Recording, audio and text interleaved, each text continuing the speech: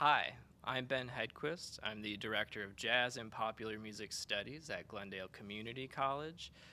I am working with the Nash to help you work through your high school all-state jazz band audition etudes.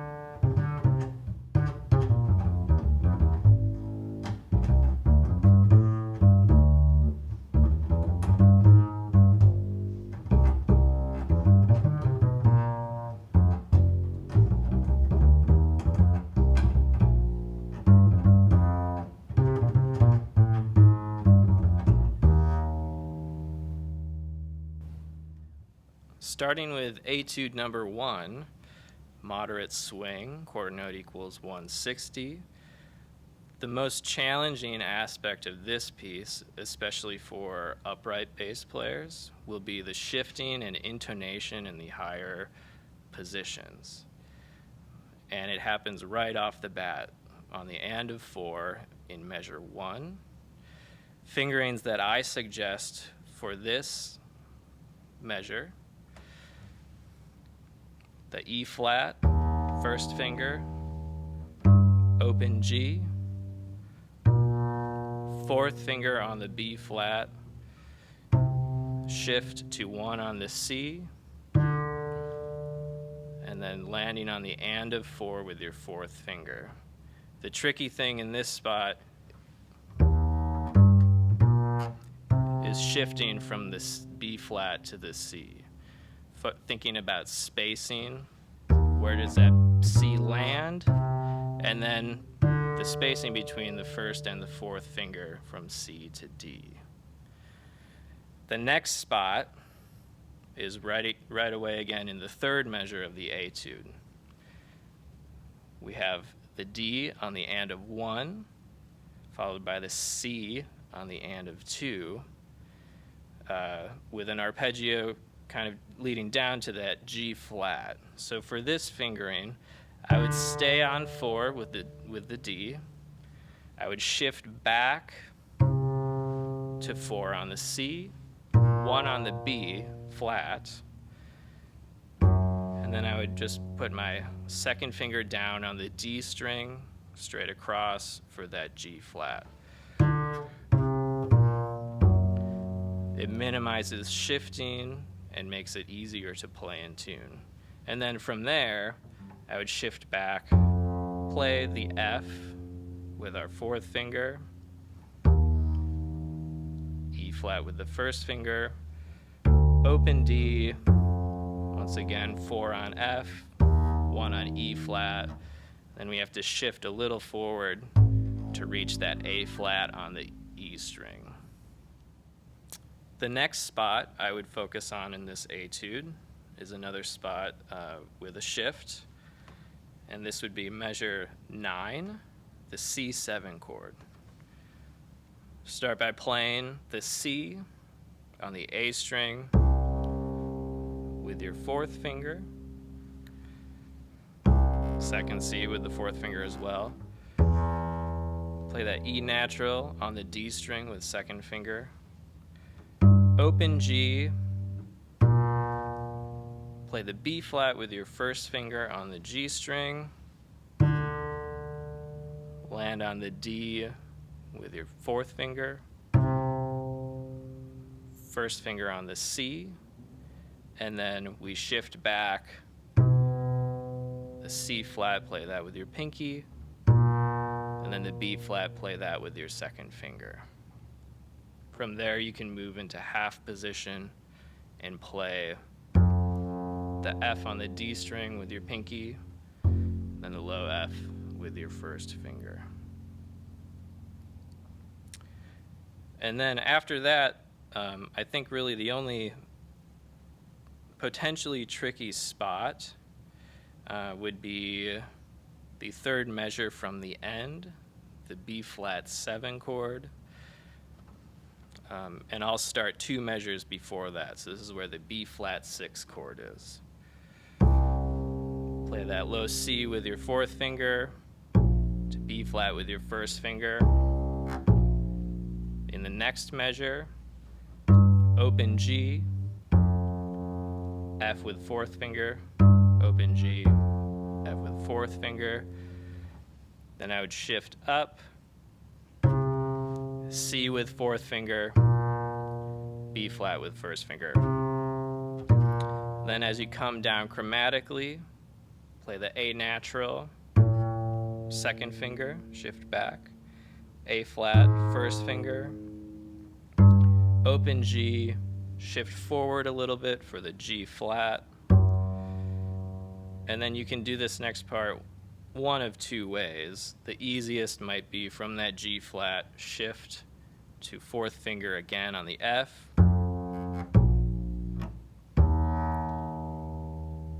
Play the B flat with the 1st finger. Then you don't have to do a fast shift going down to the B flat. Or you can play the G flat with your 4th finger, play the F with your 2nd finger, then shift down to the B flat. That's the one I just showed. Or a little less movement in the first option I showed you.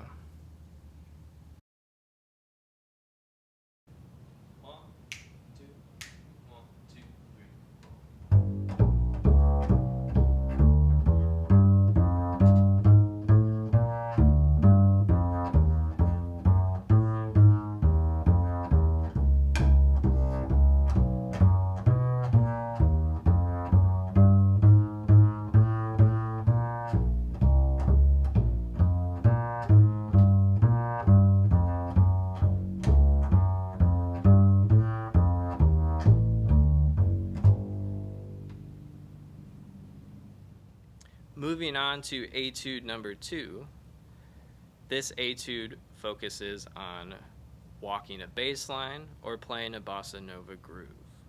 I'm going to focus on talking about walking a bass line, but we'll also give a little demonstration of how we can also play this as a bossa nova if it is requested.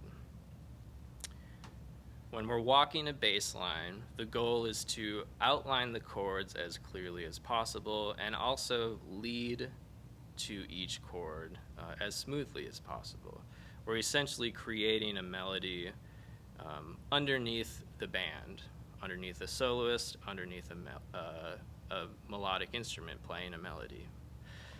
So the first thing that I do when I look at a set of chord changes is determine what qualities are the chord. Are they major? Are they minor? Are they dominant? Figuring out how and where I should lead. The first thing I do and recommend doing is just practice walking with simple patterns. 1, 2, 3, 5, or 1, 3, 5, 3. These are just simple arpeggiations, but they will help outline each chord clearly. Here's a demonstration. I'll play 1, 3, 5, 3. So I'm looking at the chords. This G half diminished 7 chord. It's a minor chord with also a flat 5. So if I play G minor triad, we have a D natural, but since it's half diminished, that D natural is a D flat. So I'm going to walk through these chords just slowly using 1, 3, 5, 3 pattern.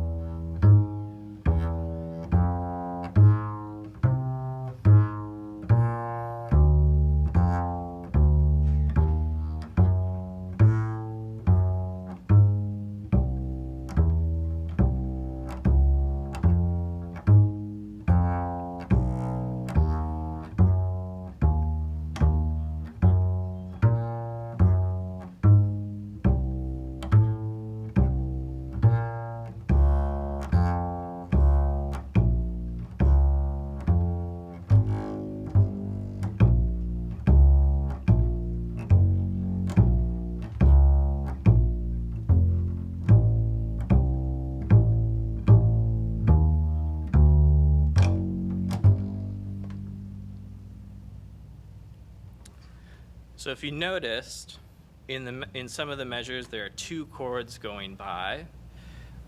Most measures just have 1 chord per measure. In the measures where I have 2 chords going by, I'm just playing 1, 3, 1, 3. So if we look at measure 10, we have the A flat 13 to the A diminished 7 chord.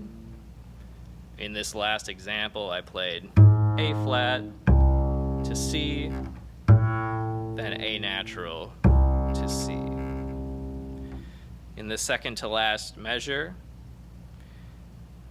you can play A on this A half diminished chord, A to C natural, to D to F sharp. And then you can resolve on that G.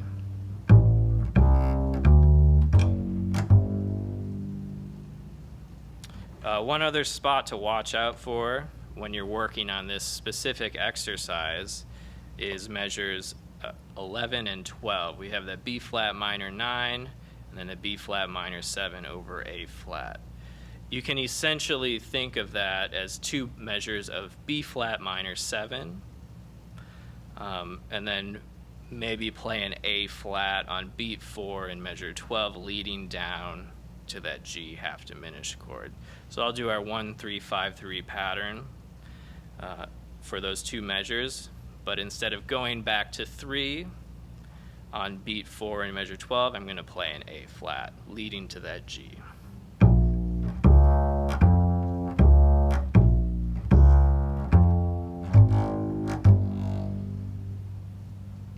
It gives us a nice motion down, and it kind of clears up any uncertainty about what that chord is. It's a B flat minor 7 chord. The A flat is simply helping us lead down to that G half diminished chord.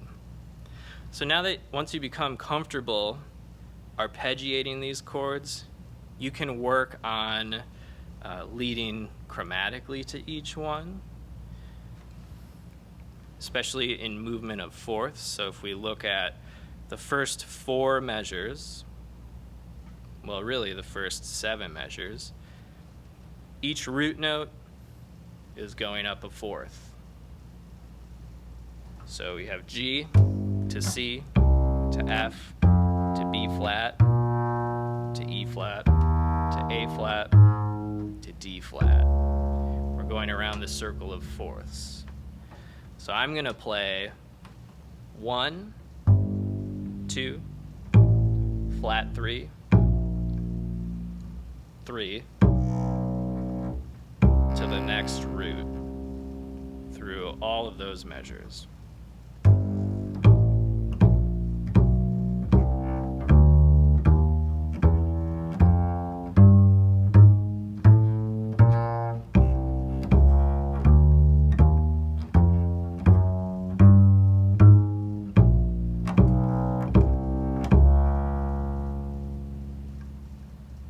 So what that allows us to do, even on the minor chords, on that G chord, even though we have a B natural on beat 4 of that measure, the G half diminished chord, that's not actually going to sound as a note within the chord.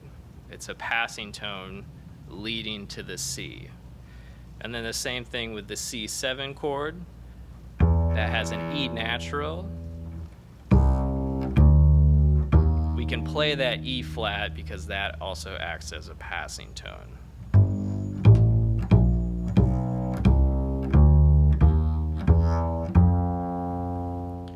So both of these patterns help us navigate through these chord changes clearly, help us lead to the next chord in a melodic way.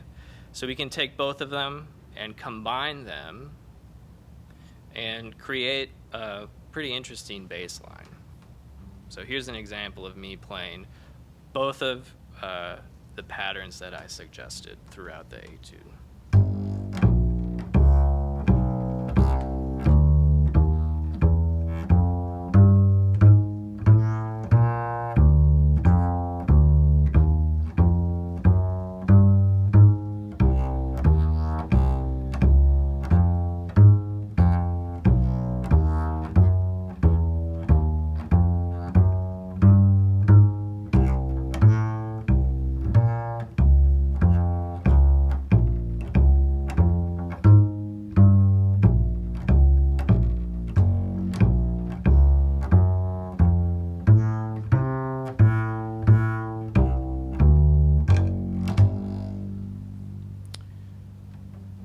It gives us a clear bass line. It does everything that we need a bass line to do. It gives us the chords clearly, and it leads from each one to the next in a melodic way. Now, if you're requested to play this as a bossa nova, the bossa nova bass pattern is simple. It's a straight eighth groove, so straight eighth versus swing. Here's a straight eighth note, swing. So bossa nova is a straight eighth note groove. So the pattern is a dotted quarter, eighth note, dotted quarter, eighth note through the whole thing. So I can play this with roots.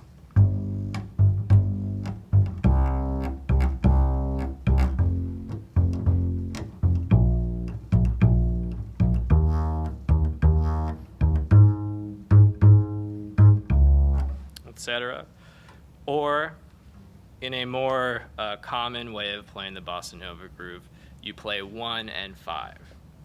So if I were asked to do this bossa nova, I would look at each chord and see what the 5 is of each chord.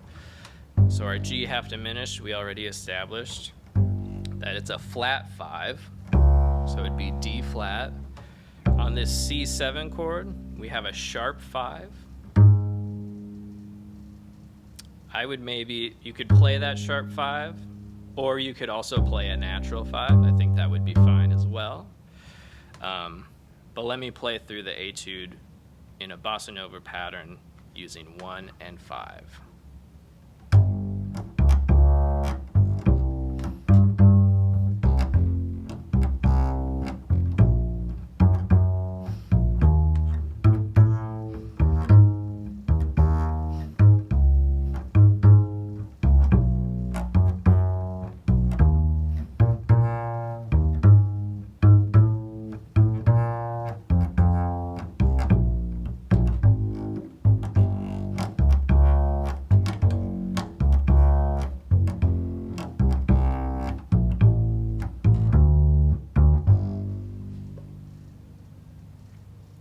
So if you notice on the measures that had 2 chords within them, I just played each root for that pattern.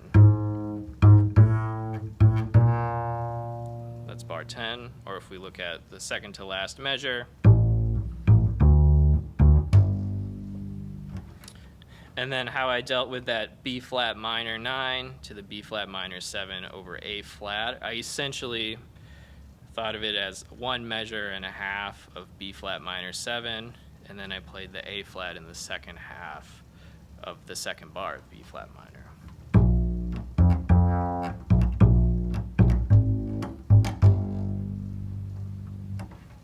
It gives us that motion down to the G. 1, 2, 1, 2, 3, 4.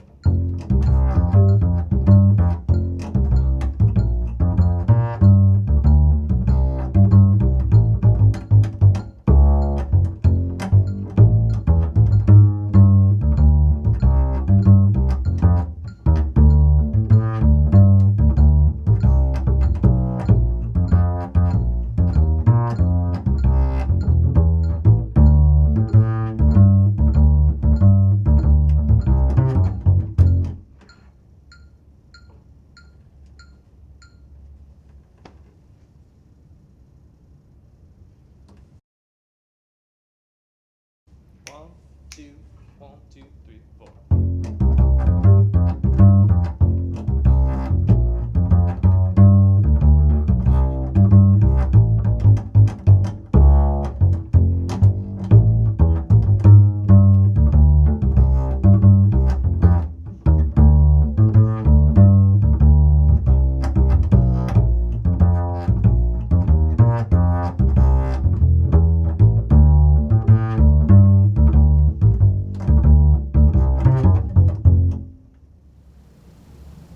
In etude number 3, the most important thing to consider here is rhythm.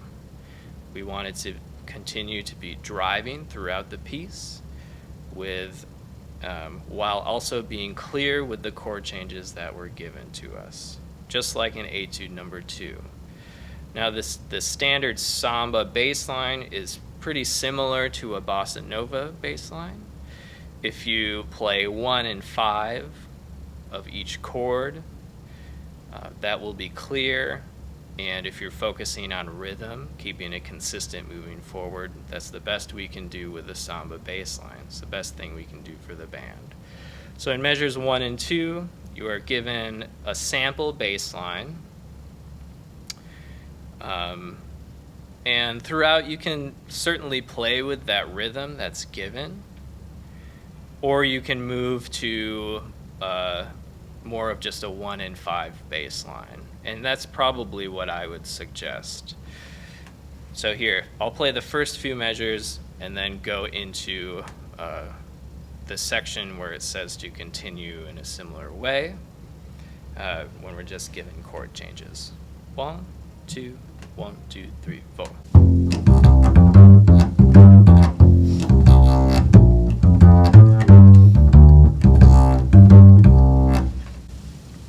So our written bass line.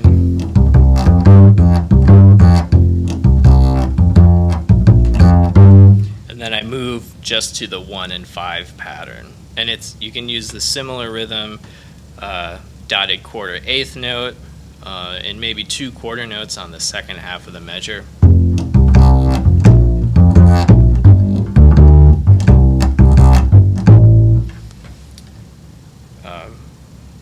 To kind of vary the rhythm a little bit. Now, in all of these rhythmic figures that we're given, we really want to especially punch the offbeats. Make that be very assertive with the rhythm. Again, this is all driving, and the way this is written out, a lot of this would probably be played in rhythmic unison with the rest of the band. So if we go to the first measure of the second line, this is measure 7, listen to the offbeats. 1, 2, 1, 2, 3, 4. So I made the offbeats punchy, and I also landed on that beat 2 in the next measure pretty heavy. So we want to keep the punchy rhythm to help it drive forward. So let me continue that line, and if we look at measure 10, we have the and of 3 coming from an octave below on the A flats. That same thing, we really want that and of 3 to be punchy. Ba-do-ba-da. I'll play from measure 7. 1, 2, 1, 2, 3, 4.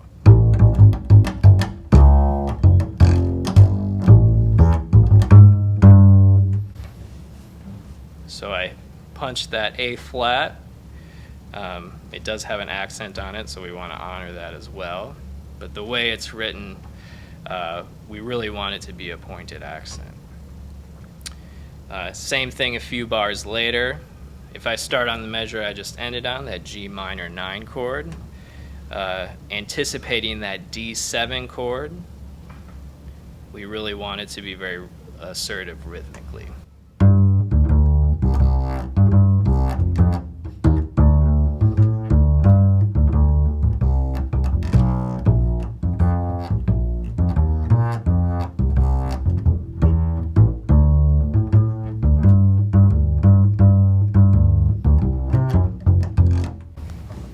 So I did continue on and finish the rest of the etude to show the written figures. All of those offbeats are very assertive, played very assertive rhythmically, and it keeps the groove moving forward, and it'll help tighten up the band as well if we're all really playing those in an assertive way.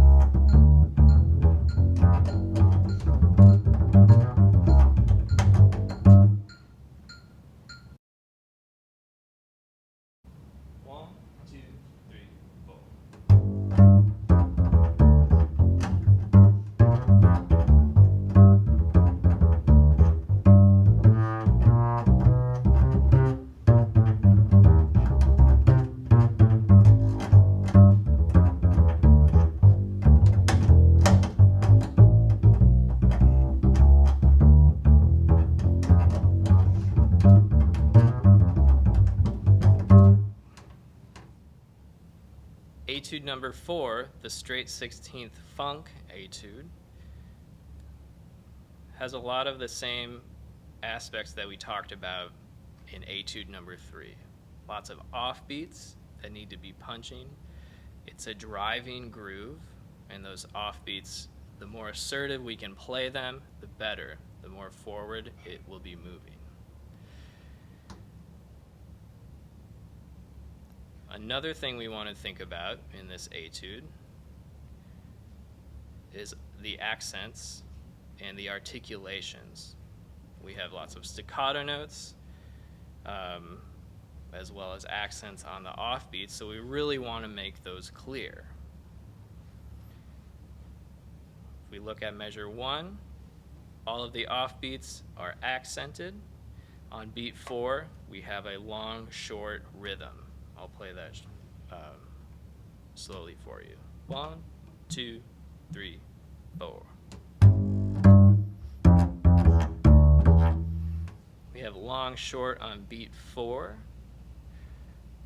And this rhythm happens throughout. Happens again in measure 3, measure 7, in measure 8 on those eighth notes. So just be aware of that, make that clear. We also want to think about all of the staccato and accented offbeats. Let me start in measure 3, and I'll show you the accented 16th note offbeats. 1, 2, 3, 4.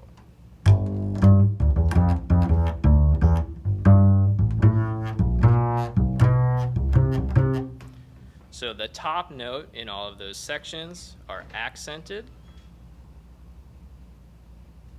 and we want to make sure they are punchy and assertive. Moving forward, I'm going to jump to measure 6. I'll demonstrate again the short rhythms, the accented offbeats, and then in measure 8, the long, short rhythm. 1, 2, 3, 4.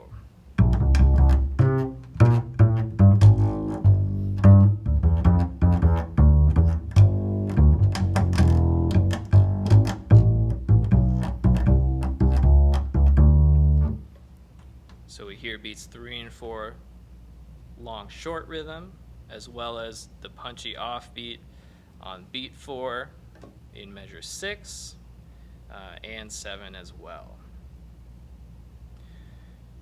When you're practicing this etude, it's important to really subdivide the 16th note rhythm.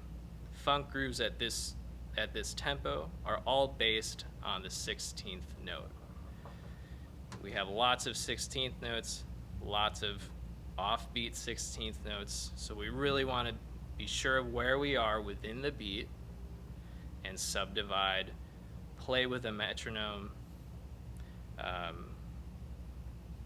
and really practice being very rhythmically accurate with this. So when you're playing with the band, you can help the groove continue to drive forward.